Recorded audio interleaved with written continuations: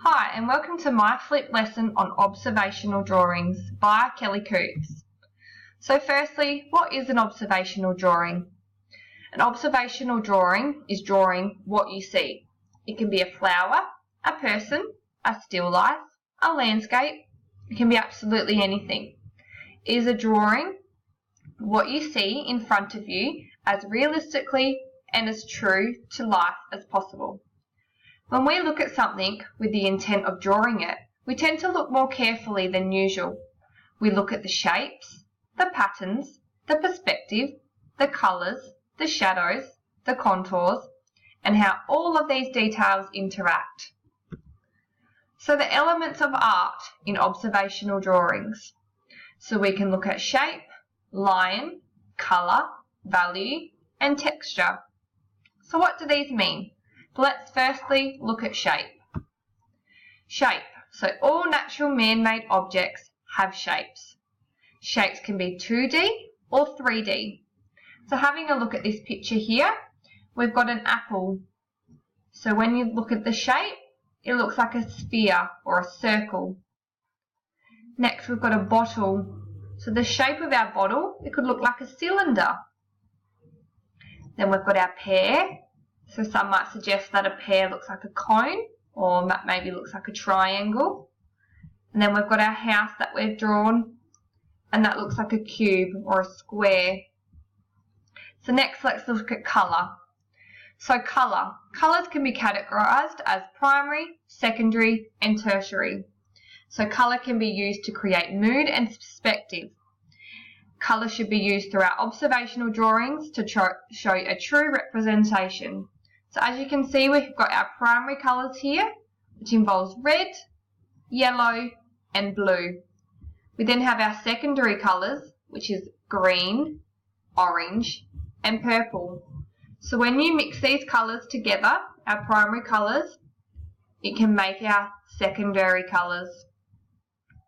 So for example, blue and yellow, that mixed together makes green. Next we have our line. So lines have length, width, direction and texture. They can be flowing, angular, short, long, light or dark.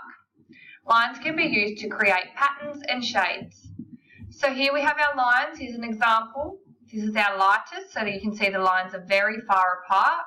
And as we keep adding more lines, they get closer and closer together, and that makes a darker look. So we've got very light and then it goes to dark. So this can make lots of different effects when we're drawing our pictures, especially with our observational drawings, to help make them look more realistic. Now let's next go to value. So value is the light and dark factor. Value reveals the tones and the shades, and it can make something look 3D. So as you can see in this example here, we've got the shapes and we've used the light and the dark tones, which makes it all look 3D. Next we have our texture. So texture is our surface quality. Texture can be used to describe something that is coarse, smooth, shiny, matte, dry, hairy, prickly, or even slimy, and so much more. So here's an example here in this picture where lots of lines have been used to create a different texture. So we've got lots of lines on this side all close together, and it's been drawn to make something look hairy. And the lines here used, that looks a bit prickly. This could even be scaly or shiny. Lots of different textures there. So now let's look at some examples of observational drawings. Here's an example here. So what the person is observing is this flower. So they've tried to draw what they can see. So they've got the pink for the flower and the yellow that's in the middle.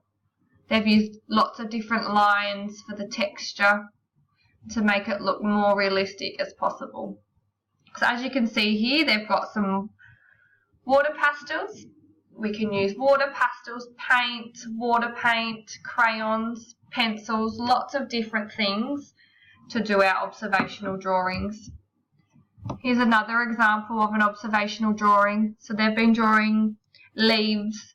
So they've got the colour, so the green like the leaf. They've used the different lines that they can see to form the texture and make it look very realistic. So now it's your turn to have a go at drawing some observational drawings. We're going to be using some natural materials. Let's use your imagination and creativity to see what you can design. Good luck!